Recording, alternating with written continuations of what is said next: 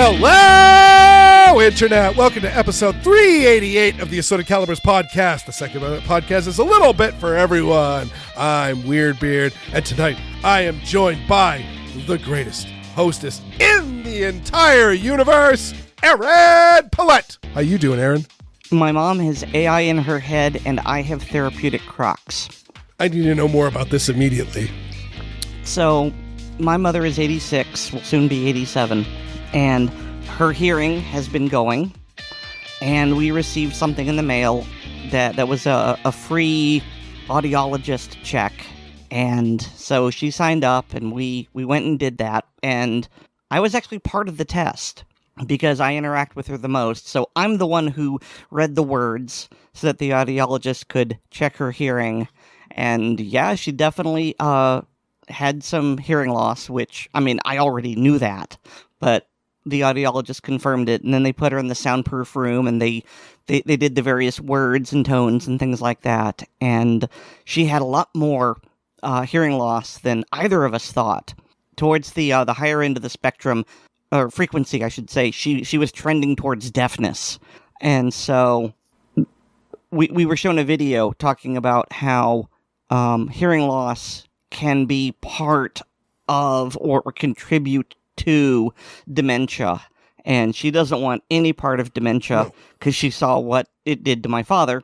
And so if she was reluctant to get hearing aids before, when she saw that, she was like, well, okay. And then we saw the chart as to how bad her hearing was, and so it didn't take much persuading to get her to get the hearing aids, and they were expensive. Really expensive. Barrett 50 cal expensive. But it's a medical device, and so it's my understanding you can itemize that on your taxes. So, anyway, she now has very expensive hearing aids that part of the sales pitch was that they've got AI in them. And, I mean, it seems to me that AI is now a buzzword for all sorts of things. And it probably just has a really sophisticated, language chip to help with words and things like that. I don't fully know how it goes. But she's got the hearing aids, and they're really super subtle. Because she hadn't lost all of her hearing, they aren't like earplugs. Mm-hmm. And so it's just like a little thin invisible wire that snakes, the battery part is behind the ear, like you would expect to see. And then there's this little tiny, almost like fiber optic wire that scoops into the ear. And then there's a little speaker, really, that sits in the middle of the ear. And it's really been a big change for her. I don't really want to say it's life-changing, but she can hear so much easier now. I'm not having to repeat myself. She seems more alert because, her brain isn't having to struggle to hear and to process. And so it's really been a big quality of life improvement for her. And I thought she would really struggle against it, not find them comfortable, but no. They're easy for her to put in. She got them in right the first time. She takes them out every night, and basically, like AirPods, you plug them into their little case and they recharge. And so that's just been absolutely wonderful. She's a lot happier. She can hear things, and so that's good news. So that's how she has AI in her head. As for my orthopedic Crocs, I am being humorous, of course. So what's going on is that I was diagnosed as having hallux limitus. Do you know what that is, Weer'd? I do not know that one. Really? I thought you would. Nope. So go right ahead. I'll probably figure out the Latin of it as you describe it. Okay, so hallux is the Latin name for your big toe, and limitus means limited. And so it's basically arthritis in the joint of your big toe that restricts motion. And if it gets really bad, it turns into hallux rigidus, which means it doesn't move at all. And so, my toe was hurting, and it made walking uncomfortable, not really difficult, but sometimes very unpleasant.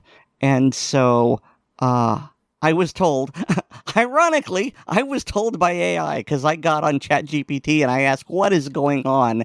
Because I don't exactly think this is a bunion, but whatever. And I described the symptoms, and so it was diagnosed as hallux limits. Yes, I know AI can't properly diagnose, but whatever. I know I'm getting sidetracked in proper Weer'd Beard fashion, but I brought it up to my chiropractor. My chiropractor actually took some medical classes, so she's not just a back and neck cracker. So she understands joints in general, and I showed it to her and asked her about it. She said, yeah, that seems to fit. So as far as I'm concerned, that's a diagnosis. Anyway, I was told that what I needed to do was get shoes with a rocker sole, because that would help somehow. Because really the problem was that I usually walk barefoot in the house. Sometimes I wear Crocs. And it's a long story, but so humans evolved to walk on bare feet, but we evolved to walk on unstable surfaces. And we have made our habitations perfectly level. And so the act of walking on these perfectly level surfaces for years of our lives eventually leads to joint damage in the big toe. And the big toe is important for balance. And so somehow this rocker sole is supposed to alleviate it, and it is. My toe hurts a lot less after wearing them. The thing is, these things are utterly fugly. They are just awful. And they look like Crocs, except they don't have the backstrap, and they look even uglier than regular Crocs. And so I call them my therapeutic or my orthopedic Crocs. And the price I paid for them, they cost as much or more than regular tennis shoes. And these are just, they're rubber slides. And if they hadn't worked, I would have been so upset because I spent birthday money on these things, but they seem to be working.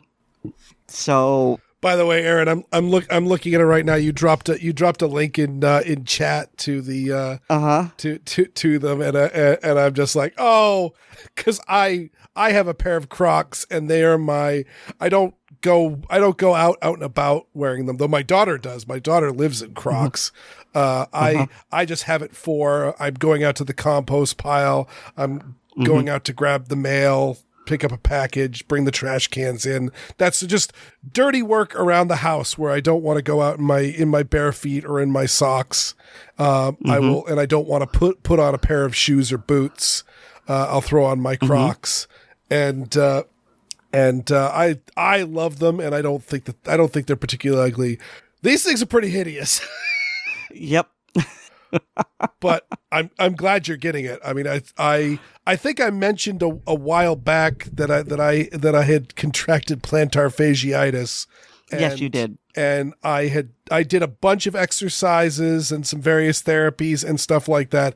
And I was slowly chipping away at it. And finally I got a set of insoles for my shoes. And that I was not expecting at in my late 40s. I was kind of get to that point of how do we manage this affliction? And, instead of how do you get better from it? But I appear to be completely better. My feet are fine. There's no pain. Oh, good. There's no trouble getting up. And it was all those insoles. So I hope that you have just as much miracle as I do. Thanks. We've just spent a lot of time talking about medical afflictions. Do you feel old? Because I feel old. Yes. I feel very old. To continue on medical afflictions, if I may. Yeah. How are you doing, and how's your family? I'm doing better than I was. It was last Wednesday at the time of this recording. My mom called me from the hospital and told me that my father had a stroke. The good news was he had it right when my mom was in the apartment with him, and she called the EMTs, and they got there very, very quickly, got him in and got him into radiology extremely quickly, and all that. The downside was, despite the fact that he was occluded from the stroke for a very, very short period of time, it caused massive amounts of damage. So he is currently paralyzed on one side and unable to speak. So that's the bad news. And the bad news is that the damage is severe. So he's not going to just snap out of this. The good news is, just in the few days since then, he has started recovering and started to get some abilities back. My mom just said he was saying a whole bunch of words in speech therapy. So we will see. It's going to be an extremely long road for him and for the family. We're, for us, it's Easter is next weekend, and my mom was having a big get together. The whole family was going to be there. That's all been called off, but we're all going up, and we're going to have a low stress, easier Easter just to keep things normal, for everybody, and keep cheering on Dad. So he's stable. He is recovering, but it's going to be slow. So that's tough for everybody, but it could have been a whole lot worse.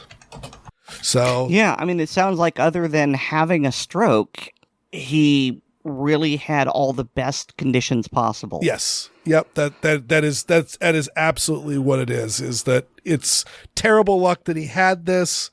It was not from any pre-existing condition or anything like that. It was just they believe it was from him going into atrial fibrillation. So, and essentially developing a blood clot in his heart that got thrown up into his brain.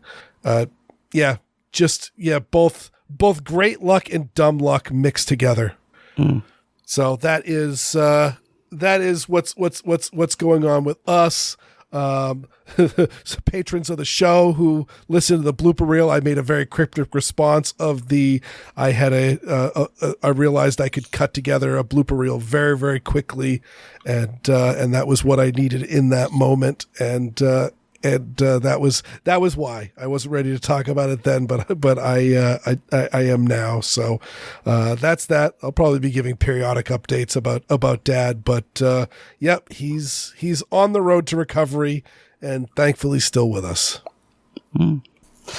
Well, I hope him a speedy and full recovery. Yes, yeah, that'll be good. Actually, there's in the retirement community, there's a guy that actually grew up in the same town as Dad, who was a doctor. I'm trying to remember what field of doctor he was in, but essentially he had a very similar stroke to my father, but he had it on a flight. He was flying out to Asia and had a stroke on the plane, and they needed to make an emergency landing. And again, same discussion was, this is not a good prognosis, and he has effectively made a full recovery. And so he wrote a book about it. And actually he was talking to my mom on the phone the other day. And then as we were leaving to go see Dad at the rehab center, there was a copy of his book sitting on my parents' doorstep. So he dropped off a personal copy for Mom to read to Dad, even though I believe Dad has read the book already. So we're hoping for a lot, but we'll take what we can get. All right. So moving into the news, this first story is like, I've got more questions than I have answers for. So Jill Biden was former First Lady Jill Biden was traveling somewhere. I'm not trying to remember if it says. I don't really care where she was going. She was going somewhere. She was in the Philadelphia airport, and one of the Secret Service agents discharged a firearm and hit himself. Nobody else was hurt, thank goodness. But it's just one of those, like, what is going on with this? And my first thought was, do they have 320s? A bunch of people said that when this was coming up. The Secret Service. That was my first reaction as well, because the details of the shooting were vague. Simply that he had shot himself in. I think they called it an accidental discharge, and I'm just here going, was it a P320? Yes, and according to my research, Secret Service are only issued Glocks, so that is not an issue. But according to several reports, and the article I'm reading for is from The Sun, I try to dig a little bit harder to find. They're not the greatest paper and of record in my personal opinion, but I realized just before we started the show I had put it down as a place marker before we went up to Maine, and then when I came back I forgot to. Oh yeah, I should go to see if I could find a more detailed story. But according to this, he was, while hurrying through the airport, the firearm fell out of its holster, and as the agent was trying to reholster it, he accidentally pulled the trigger. I've got to assume it was the standard pinching your finger between the holster body and the gun, and the firearm discharged into, they say bum cheek. I've heard also leg. So it was probably somewhere in the lower buttocks region. But the whole why, like how does the Secret Service, who are issued, like, I assume they're top of the line holsters, how does the gun become dislodged out of that holster? I mean, I assume that they're not having like the level 3 retention holsters that your average beat cop would have because they are carrying concealed. But yeah, I do not know how this story ended up happening in the technical sense of the word. Mm-hmm. But yeah, I was wondering why there wasn't some sort of a retention holster, because, Kydex, it's cheap, it holds guns well, even if it's not active retention. Yeah. It's a very strong passive retention. And if your gun falls out of its holster while you're, jogging to get your phone, then it's not secure if you are designated to be a bodyguard for someone. Mm-hmm. Because bodyguards, they will frequently have to move quickly to protect their person, their assignment. I don't know what the word is. Yep. But yeah, that was, I mean, if we give the benefit of the doubt, there was something defective with the holster.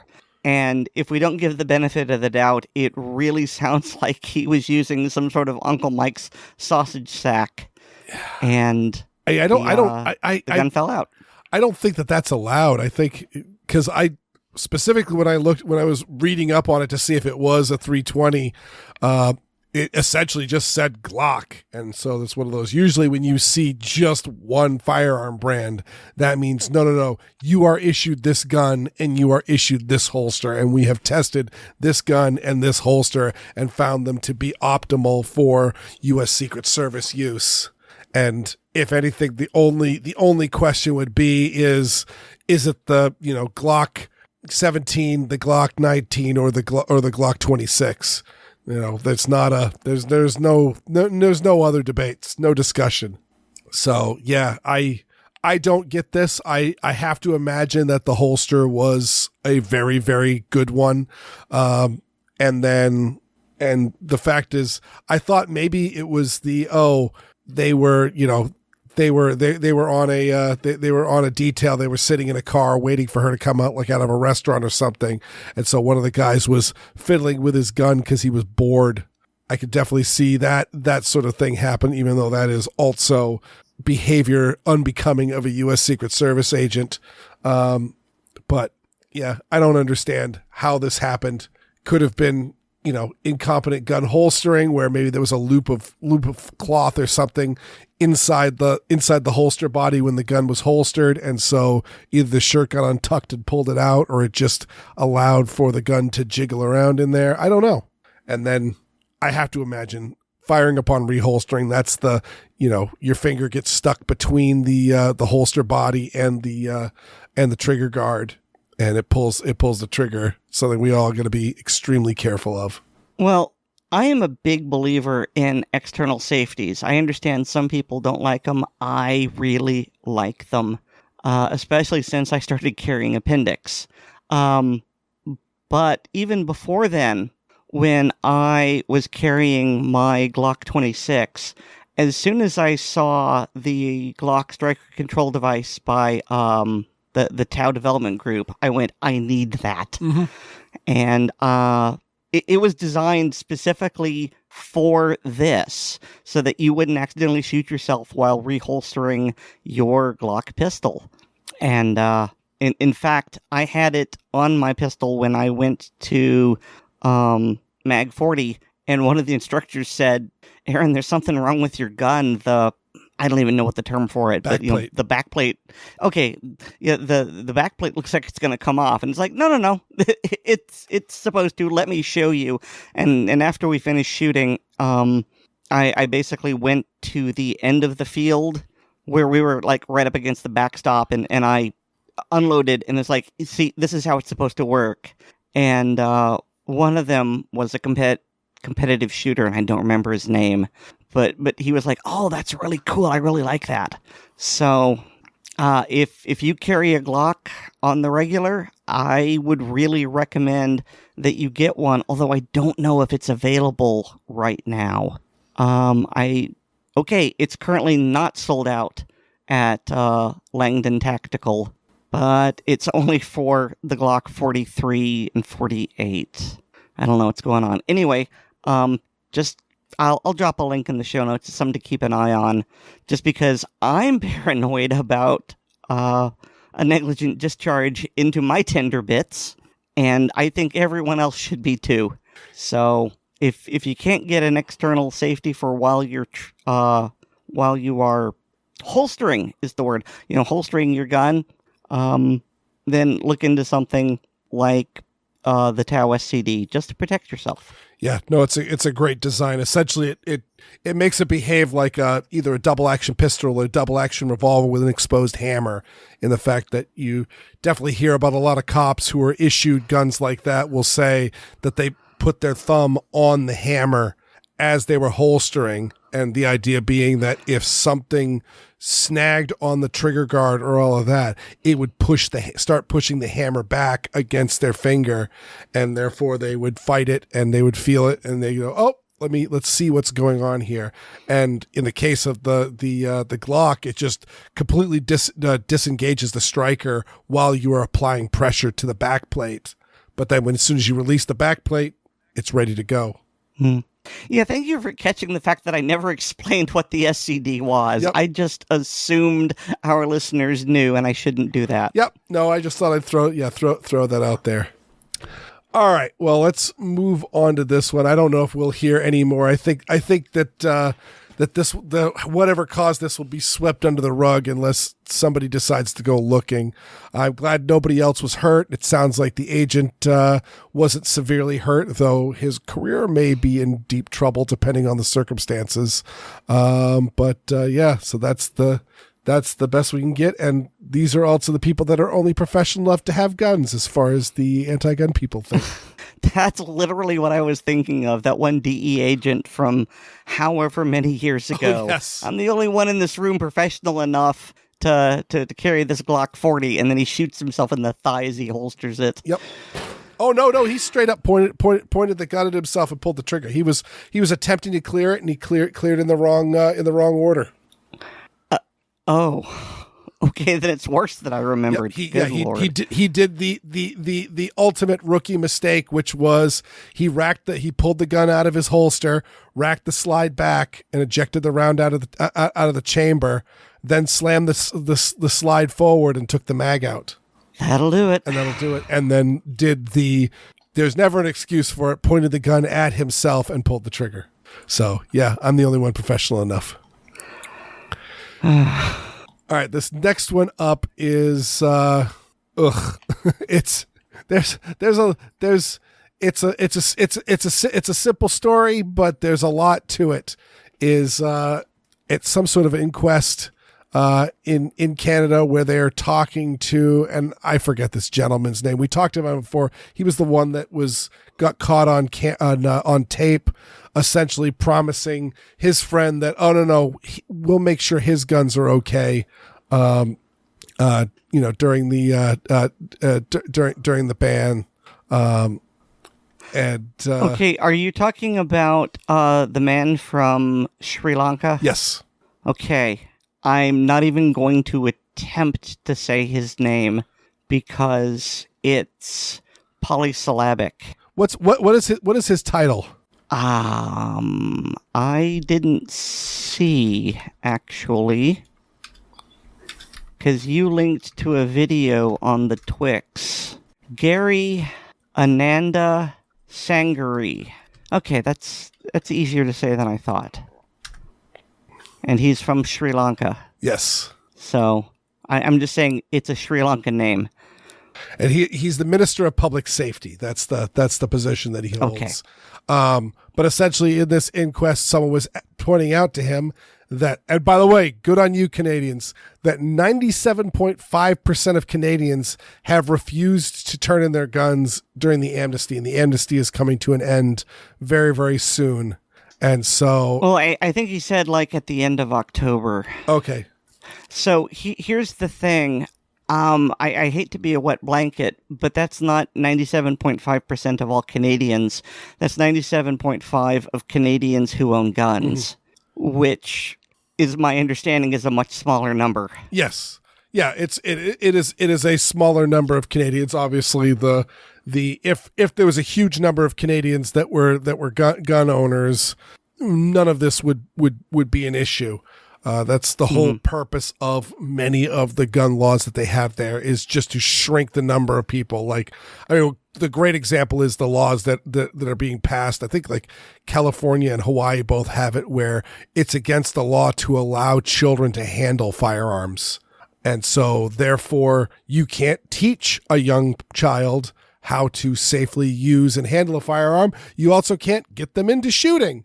And so the more people that you can make just not interested in shooting at all, the less gun owners you have, and the less gun owners you have, the very easy to use democracy as a cudgel. Mm-hmm. And so, yeah, but the point is at this time, 97.5% of Canadians have not complied, and essentially he's asking the minister if he's going to send the Mounties door to door to collect the guns.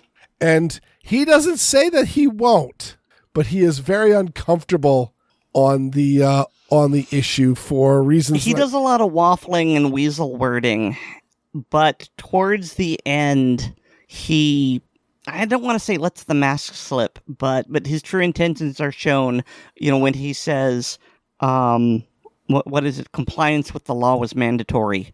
And yeah, that can be said about all laws, but just, I don't know if it's the way he said it, the context in which he said it, but it just didn't sit right with me. And to me, it did very much sound like if the government didn't get the amount of voluntary turn-ins that it wanted, then it would have the RCMP start going perhaps door to door and forcibly confiscating these. Because the thinking being is that once the amnesty is over, if you own them illegally, and so you're a criminal, and so they can seize them. Mm-hmm. So yeah, it's absolutely going to happen. Though he did also note that several of the provinces have already said, yeah, we're going to find other things to do. We're not going to bother sending people door to door. And by, of course, also door to door, we are also saying not every single door of the house turn in your guns, but we specifically know, because Canada has a national gun registry, they know which houses have guns and which houses, who has them. And also they have effectively their version of universal background checks. So it's not like you can sell them and have them not realize it. Say, oh no, I sold it to a friend. Nope, they're in here. Where are they? Turn them in or go to jail. And this could lead to a number of scenarios that no one wants. I mean, I don't want anyone to get hurt, but as someone observed, all it's going to take is one disgruntled old man who's decided he's lived long enough and he's going to make an example and go down, in a hail of bullets on a pile of brass. Mm-hmm. And that will, I don't know if that by itself will stop it, but it'll certainly make the police pause in their confiscation, and one person doing it may embolden others. And so I want to say that I remember reading that something kind of similar happened in Australia, and after about the third time it happened, the police decided they didn't want any part of it, but that may be apocryphal. I don't have a good citation for you. Yeah, I don't remember that off the top of my head, but that's generally the idea. I mean, we certainly see it with inner city police, where police could very, very easily clean up some of the gang crime that's going on, since it happens very much in the open in the bad parts of town. But the police aren't there because the police don't go there, because not only are the gangbangers armed and willing to shoot back, but in many instances, if you murder a police officer, that's a surefire way to get yourself elevated within the gang.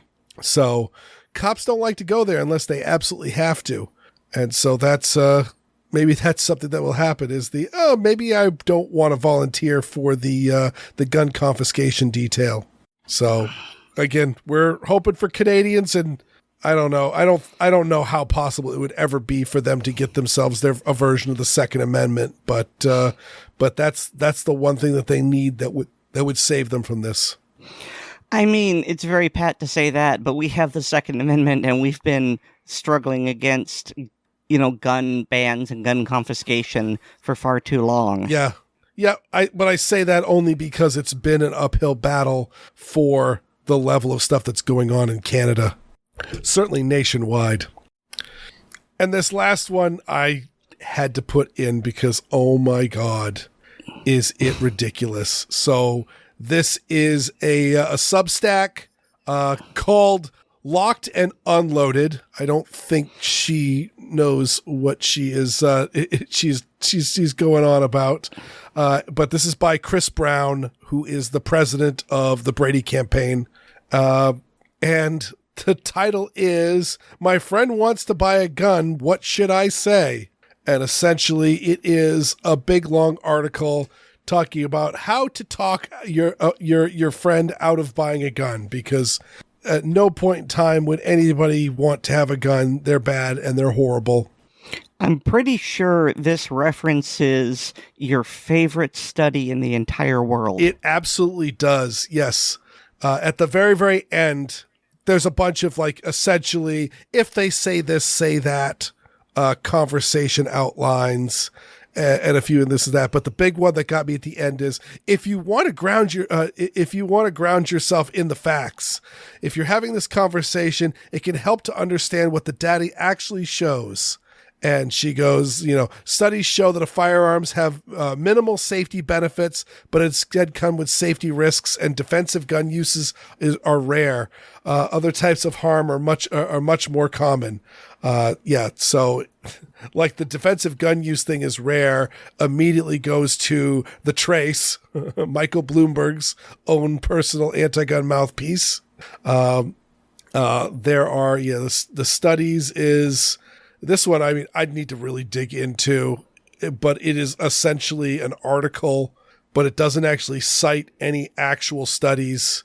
They might be buried in there, but there's nothing I can click that'll take me to PubMed or something like that, so I can actually see.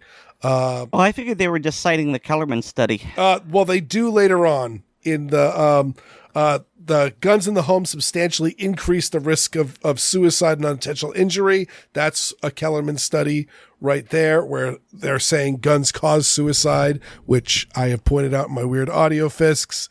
If in fact guns cause suicide, we should have the highest suicide rate in the world. We do not. We're right smack dab in the middle. We're pretty much average as far as that stuff goes. And as a corollary, Japan has an incredibly high suicide rate, And guns are so restricted in that country that the Olympic shooting team has to travel outside the country to practice. Yes. And it's my understanding, too, that there are carve-outs and exemptions for people. But even then, like, we don't have, like, in England, there are wealthy people that have massive gun collections. They can afford the licenses and permits and all the things that need to be done. We've got, Brandon Herrera down in Texas. He's got a whole ton of machine guns because he can afford to get an SOT FFL, and that allows him to get the guns that we can't get. But in Japan, it's my understanding that there really aren't like the level of gun nuts. I'm sure there's probably one or two in there that goes through, but they really don't have the culture of it. I know that I can have a gun, but I'm going to turn it in anyway. But yeah, and they've got an astronomical suicide rate. So the idea that guns cause suicide is ridiculous. And then those living in homes with guns are twice as likely to die by homicide. They actually cite this one goes to an article by another article that she wrote, which I won't bug on that one because my Weer'd audio fisks, I will frequently either link articles from my personal blog or from the previous shows, not because that's the source, but because those sources have the links to the sources that I'm going through, and it's just easier than pulling them all out and linking individually. But in that one, she does cite Arthur Kellerman as well. And the other sites I haven't aren't as good either. Like one of them is Battered Women Statistics, and that is, as we were talking about with that horrible John Lott study, the fallacy of very small numbers problem is the fact that women are one of the smallest demographics of murder victims. And so murders of women is super duper uncommon, comparatively speaking, to murders of men. And so to have a dictum of what causes those murders, specifically and looking at guns, is a pretty tough correlation to make, and likely involves torturing the data until it confesses. And then stuff like guns are leading items stolen. That's that's a reason to secure them, but not to go through this. And then the one that got me is crime levels are at the are on track to being the lowest level that they've been in the entire century. Yeah, and do you know why? Because of the rise of concealed and now open carry. Correct. Yep. And it's one of those, you don't need a gun. Things are really, really safe. Well, things have been really, really safe because we have turned away from the idea that guns are only for sport shooting and hunting. And again, the title of this Substack is Locked and Unloaded. Obviously, it's a play on words for lock and load, but also the fact that groups like the Brady Campaign and Everytown say, not only do you need to have your guns locked up at all times and never should a gun not be locked up, but also it should be in an unloaded state, so that you need to not only unlock the safe that holds the gun, but also unlock the safe that holds the ammunition so that you can load the gun. Yeah, I think I've become dumber after hearing all that. Well, that's her plan. That means you're more easily manipulated. Xander's here to talk about his experiences of carrying a pistol on the farm.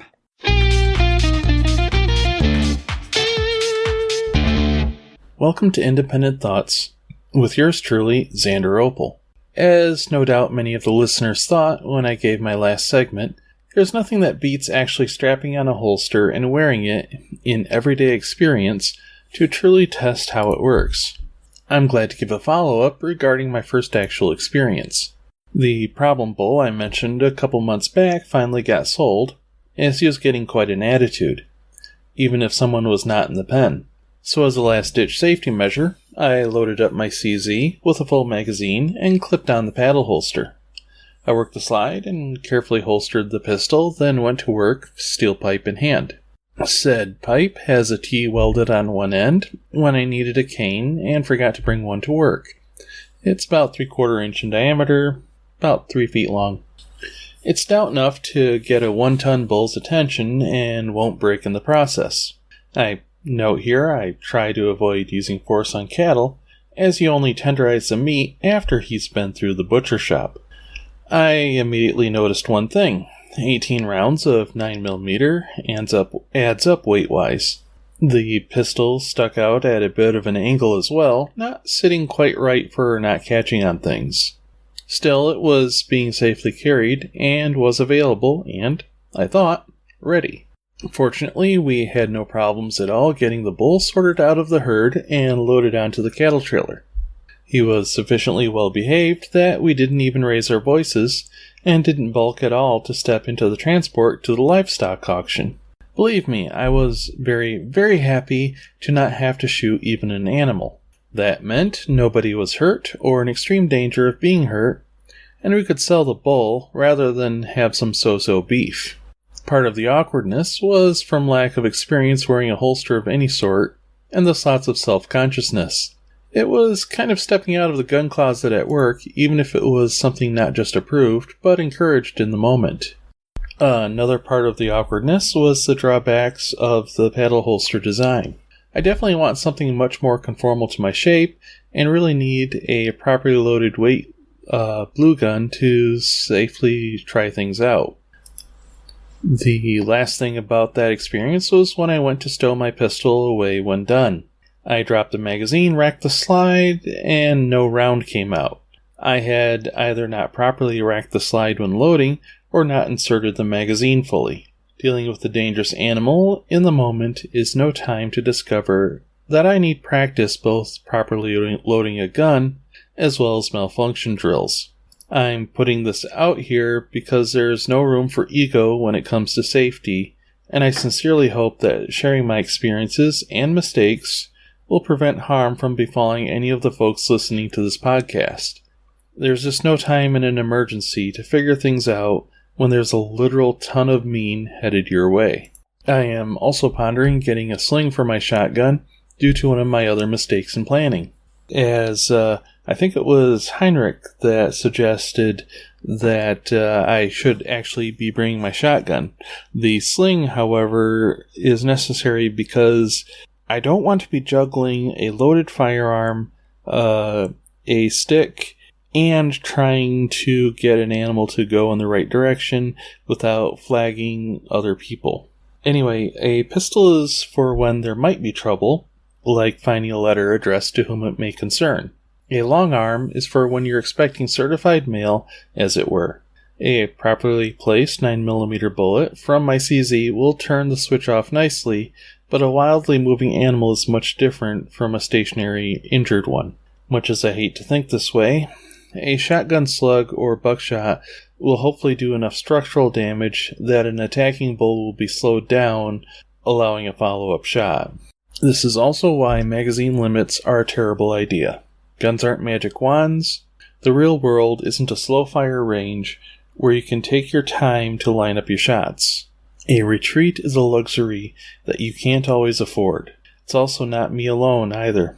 I had been responsible for the lives of my brother and co-worker in addition to my own. It's kind of like a pedestrian right-of-way when the car has the red light at an intersection. Sure, the law says I have the right-of-way when walking across, but it's cold comfort to friends and family at the funeral when the driver of the car that hit me blew through the intersection going 20 over the speed limit. Anyway, no light note to end on, but other than the fact that in the end, everything went well, lessons were learned. So, have fun, be safe, and I hope I gave you something to think about.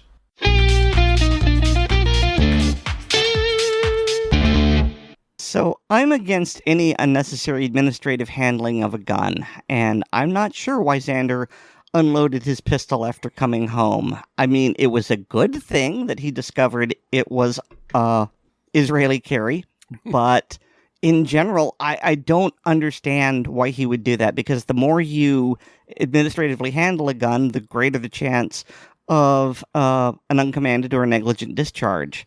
So, I would say just load it and keep it in its holster unless you're shooting it or cleaning it. And if he needs to secure it, then, put it in a lockbox at night, but don't keep loading it and unloading it. I mean, if nothing else, you're going to have bullet setback, and you'll have... You will contribute somewhat to the metal fatigue of the various springs. It's just put the holstered gun into the safe and be done with it. And as for the problems he had, first of all, the first time you wear a holster, it's going to feel awkward. You bump into things. Mm-hmm. But Xander, if you're still having problems, I said it before, and I will say it again, I really recommend a Kenai chest holster. Yep, and I will say the one thing I would say is I would not just keep it in the holster. I do, before I ever put a gun on my person, I always do a press check to confirm that it is loaded. But yeah, I'm pretty sure all my social guns are loaded right now, and so yep, they're in the safe. Just need to pull them out and they're ready to go. But before they go into the holster, I press check them and confirm that there is a round in the chamber. I drop the mag, confirm that the mag is fully loaded, and then we're ready to go. It takes a couple seconds, but it avoids a whole lot of those sort of issues. And yeah, you're 100% right on the bullet setback. That's the whole.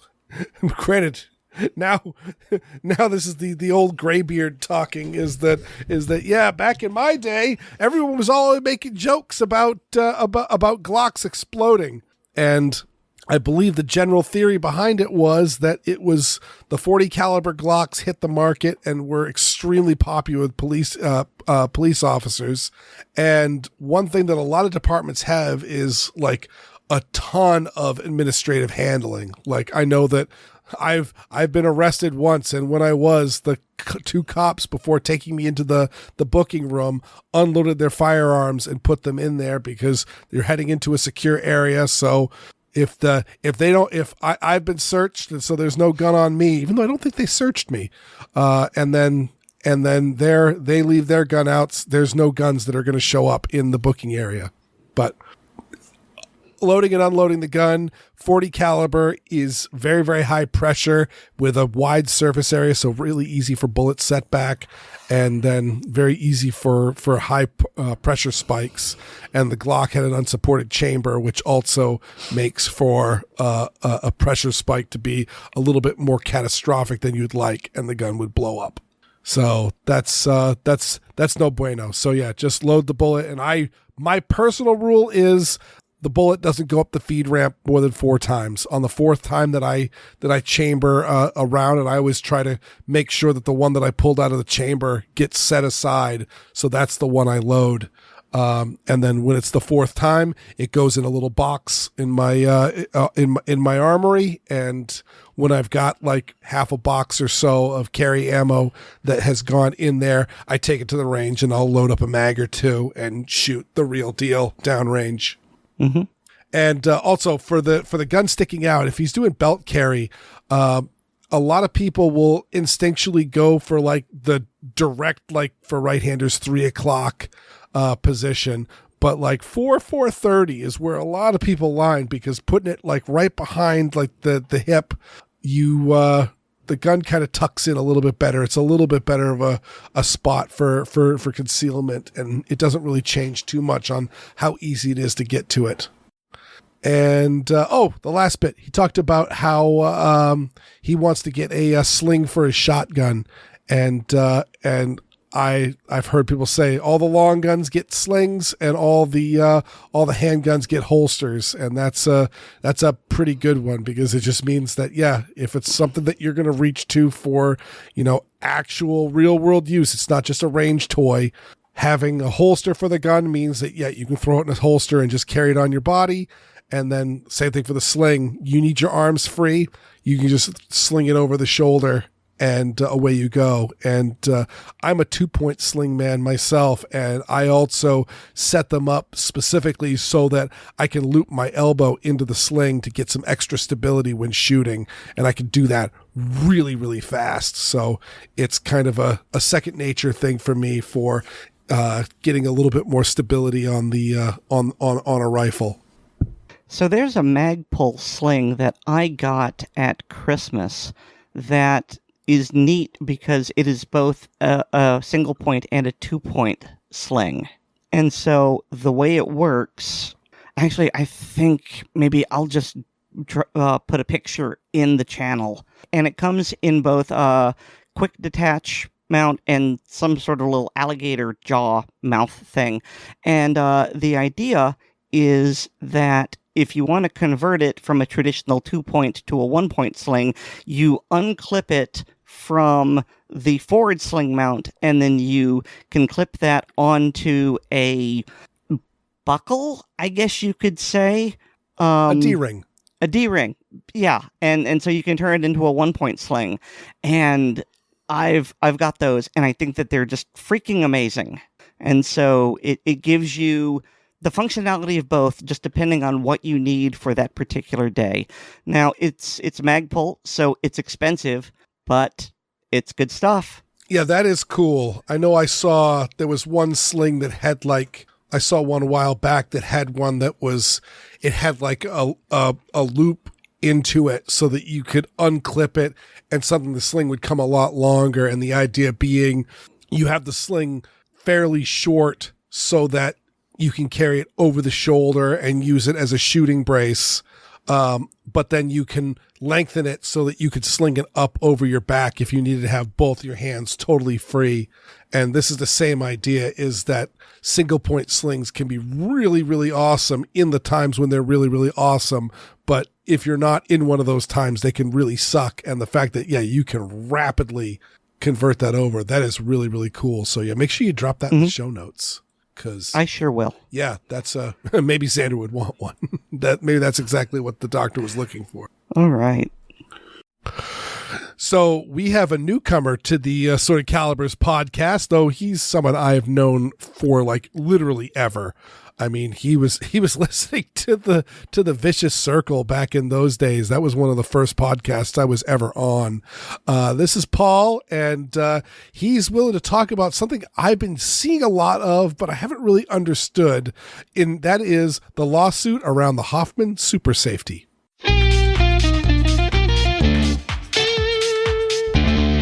Weer'd asked me to talk about Rare Breed's lawsuit against Hoffman for his super safety.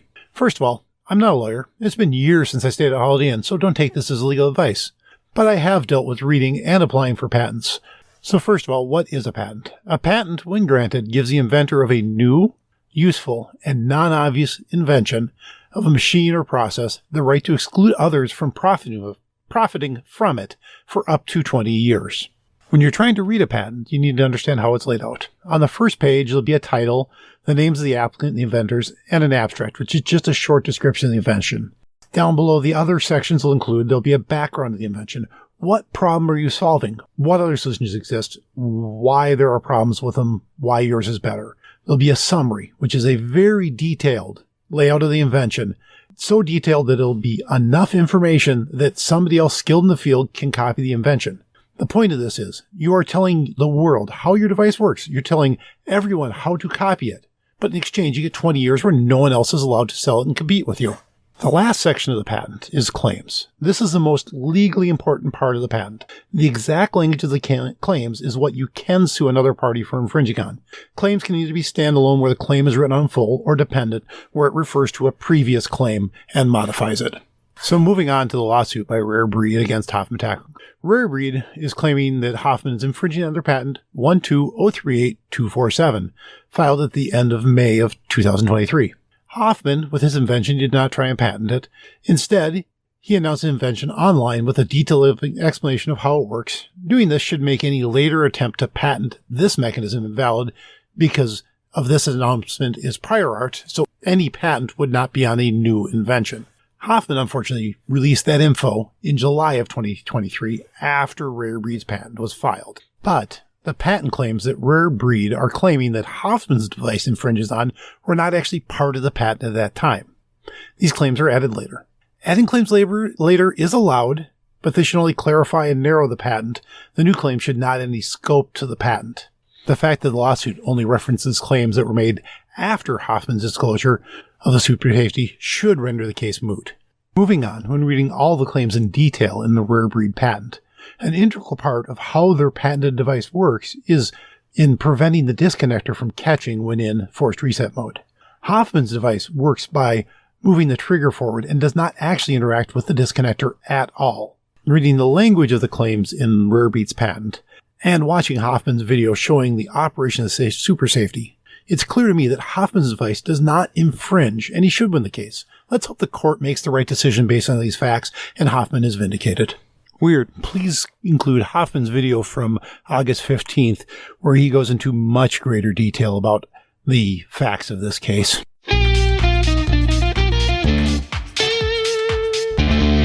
I gotta say, I am super interested in the fact that they've got this whole like open display of the intellectual property.